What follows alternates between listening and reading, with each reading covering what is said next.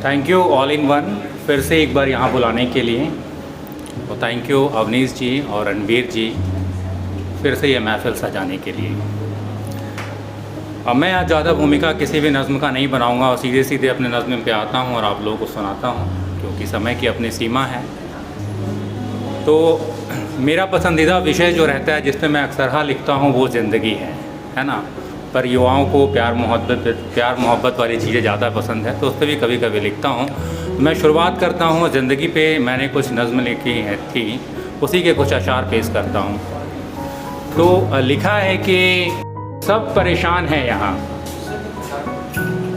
सब परेशान है यहाँ, कोई किसी की न सुनेगा। सब परेशान है यहाँ, कोई किसी की न सुनेगा। आखिर चिराग कब तलक हवाओं से लड़ेगा। डर है रेगिस्तान की तपिश कहीं जान न ले ले। डर है रेगिस्तान की तपिश कहीं जान न ले ले। वो शख्स कब तलक बारिशों का इंतज़ार करेगा। और शेर है कि मन के बोझों से उसका चलना मुश्किल हो गया है। मन के बोझों से उसका चलना मुश्किल हो गया है। कोई समझाए उसे, नहीं तो वो खुदकुशी कर लेगा। और आखिरी शेर इसका देखिएगा, शायद आपको याद रह जाए कि थोड़ा रहम दिल तो तुझे होना ही चाहिए ज़िंदगी। थोड़ा रहम दिल तो तुझे होना ही चाहिए ज़िंदगी, नहीं तो फिर तेरी चाहत कौन करेगा। Thank you. आइए, एक अलग मिजाज का नज़्म है, वो मैं पेश करता हूँ, शायद आपको पसंद आए। शुरुआत इसकी ऐसे है, लिखा है कि मरहम भी ज़ख्मी हो गया तेरे दिए ज़ख्म देखकर। मरहम भी ज़ख्मी हो गया तेरे दिए ज़ख्म देखकर। बड़ा खौफ सा हो गया है मोहब्बत के सितम देखकर। मरहम भी ज़ख्मी हो गया तेरे दिए ज़ख्म देखकर। बड़ा खौफ सा हो गया है मोहब्बत के सितम देखकर। और तुझे तेरी कारस्तानियों की सौगंध है, इतना सुन ले। तुझे तेरी कारस्तानियों की सौगंध है, इतना सुन ले। ये झूठे आंसू ना बहा मेरी ये हालत देखकर। और मुझे किनारा मिल ही जाएगा इस समंदर का। मुझे किनारा मिल ही जाएगा इस समंदर का, कि कश्ती खरीद लाया हूँ अश्कों को अपने बेचकर। और आजकल तो खुदा को भी मेरी हालत पर तरस आ गया है।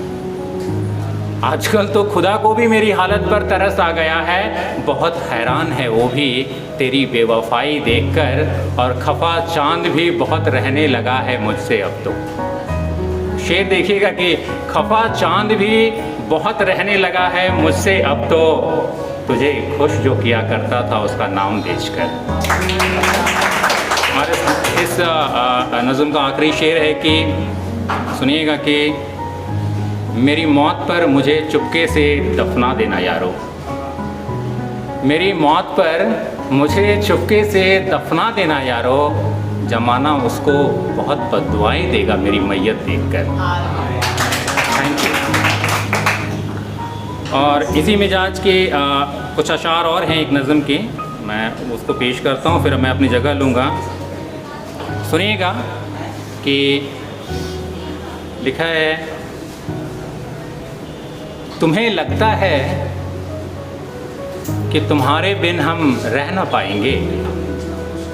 तुम्हें लगता है तुम्हारे बिन हम रह ना पाएंगे। तो जान ऐसा हम तुम्हें करके दिखाएंगे। और माना बहुत मुश्किल होगा अश्कों को छुपाना मेरे लिए। माना बहुत मुश्किल होगा अश्कों को छुपाना मेरे लिए। पर महफिल में तेरा जिक्र आने पर भी हम मुस्कुराएंगे। पर महफिल में भी तेरा जिक्र आने पर भी हम मुस्कुराएंगे। और ये शेर देखिएगा कि शायद आप लोगों को भी याद रह जाए कि ये रज़ा थी मालिक की, सफ़र में थे पर हम सफ़र ना बन सके। सुनिएगा, ये रज़ा थी मालिक की, सफ़र में थे पर हम सफ़र ना बन सकें। अब मोहब्बत को इबादत कभी हम तो ना कर पाएंगे। ये रज़ा थी मालिक की कि सफ़र में थे पर हम सफ़र न बन सकें। अब मोहब्बत को इबादत कभी हम तो न कह पाएंगे, और सोचा न था कि आलम ए इश्क में ऐसा मंज़र भी आएगा। सोचा न था कि आलम ए इश्क में ऐसा मंज़र भी आएगा, रास्ते अलग हो जाएंगे और हम अजनबी बन जाएंगे। और इस नज़्म का आखिरी शेर है कि ख्वाबों के महल में जो सितारे हम दोनों ने मिलकर लगाए थे,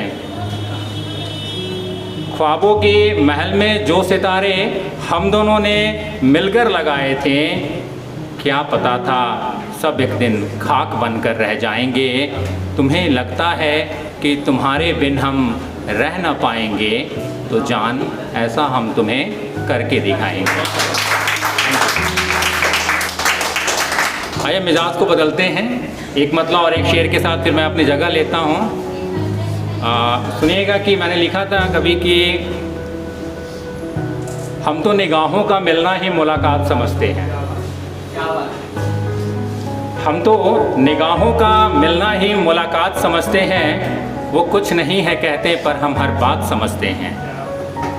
और ख़तों से उनकी उल्फत की खुशबू आती है, ख़तों से उनकी उल्फत की खुशबू आती है, अल्फाजों में छिपे हम जज्बात समझते हैं। बहुत शुक्रिया, बहुत धन्यवाद आप लोग। Thank you.